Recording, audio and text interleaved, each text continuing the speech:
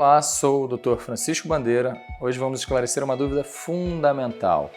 Quem é o candidato ideal para a cirurgia refrativa com a técnica CLEX, extração de lentilha? Se você já se perguntou se pode realizar o procedimento ou se tem dúvidas sobre as indicações e contraindicações, esse vídeo é para você.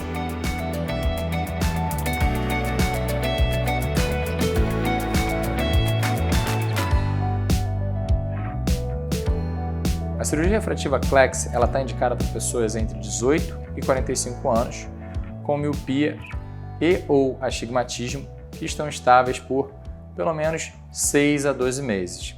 Isso aí a gente pode adaptar de acordo com a idade. Pacientes mais novos requerem uma estabilidade um pouco maior, pacientes mais velhos a gente pode flexibilizar um pouquinho mais essa estabilidade. Além disso, a córnea desses pacientes precisa ter uma espessura adequada, a gente precisa ter volume suficiente de córnea para a gente retirar a quantidade de tecido suficiente para corrigir a visão, e a gente vai fazer isso com alguns exames, por exemplo, da paquimetria. Além disso, a córnea precisa ter um aspecto normal, ela não pode apresentar fragilidades, e os exames como a ceratoscopia, topografia, a análise corneana avançada por Scheimpflug ou até mesmo por OCT podem ajudar a identificar problemas na córnea. Outras situações como doenças oculares ativas, como olho seco, infecções, por exemplo, dos cílios, blefarite, são situações que devem ser tratadas e controladas, até mesmo alergias têm que ser controladas antes da gente pensar em cirurgia.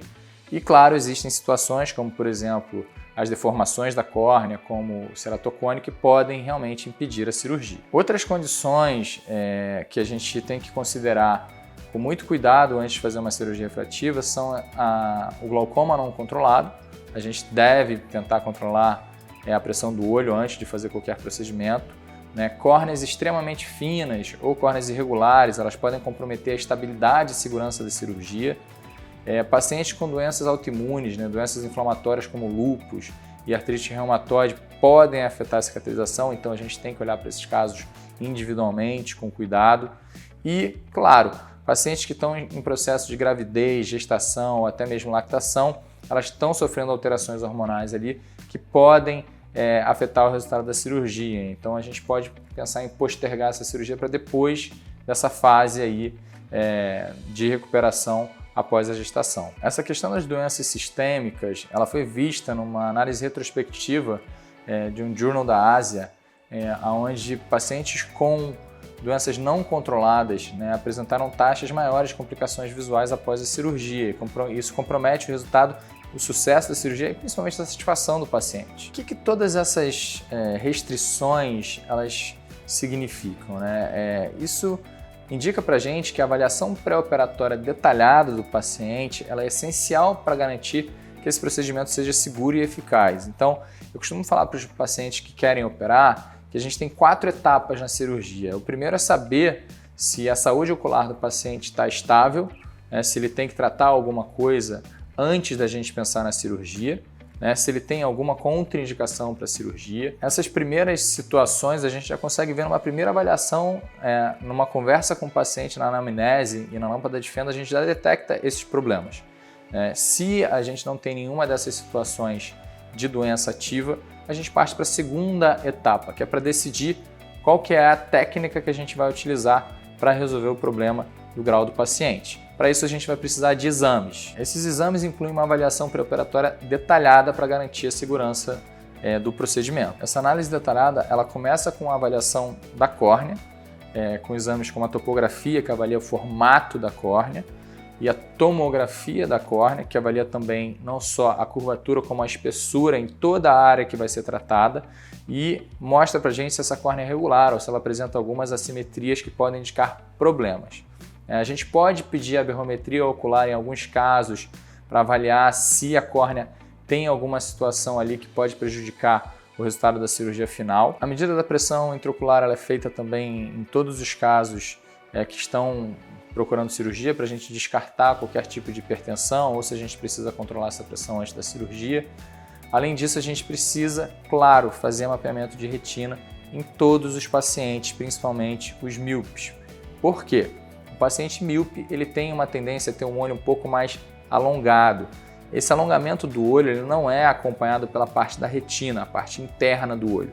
E essa parte é uma parte muito nobre, cheia de nervos, que ela acaba afinando, ela começa a ficar mais, vamos dizer assim, suscetível a problemas como roturas, degenerações e até mesmo descolamento de retina. E durante a cirurgia, se a gente não viu isso no pós-operatório, pode ser que o paciente evolua com uma descompensação de uma condição que estava ali quietinha e não foi vista. Então é por isso que se a gente faz um mapeamento de retina, a gente identifica esses problemas, a gente trata eles antes de fazer a cirurgia para não comprometer o resultado final. A maioria dos estudos que indicam uma taxa de complicação baixa, abaixo de 1%, é porque eles seguem rigorosamente esse protocolo de fazer uma avaliação pré-operatória bem exaustiva. Isso garante que a gente vai selecionar os melhores casos para a cirurgia e vamos também dar outras alternativas para esses pacientes. Uma vez que a gente não pode mexer na córnea desse paciente, por conta de uma córnea fina ou qualquer problema que apresente, a gente tem outras opções que eu vou falar em outros vídeos mais para frente. Bom, a gente passou pela primeira etapa, né, que é saber se o olho está preparado para fazer aquela cirurgia, se ele tem alguma condição que precisa ser estabilizada, como alergia, olho seco. A gente fez todos os exames e realmente é uma córnea que permite fazer a cirurgia, a retina do paciente está saudável, ou então tinha algum problema que já foi tratado.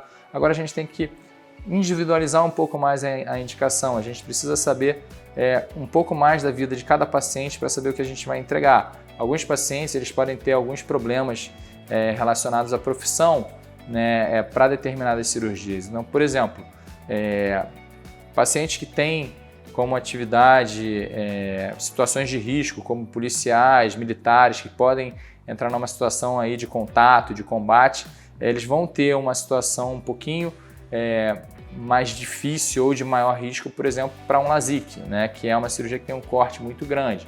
Para esses pacientes, talvez seja melhor indicar a Clex para eles, né?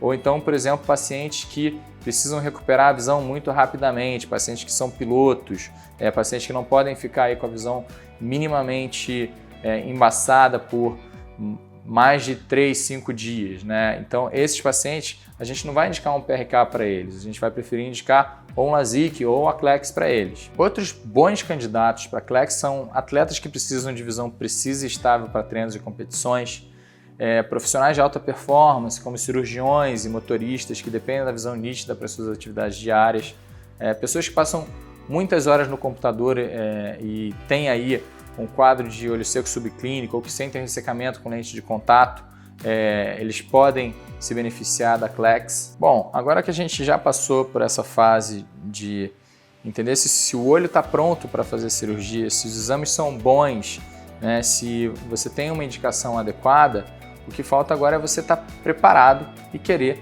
fazer a cirurgia para mudar a sua vida. Se você entende que você pode fazer a cirurgia refrativa Clex, esse é o primeiro passo para você transformar a sua visão e a sua qualidade de vida, melhorando a sua performance visual.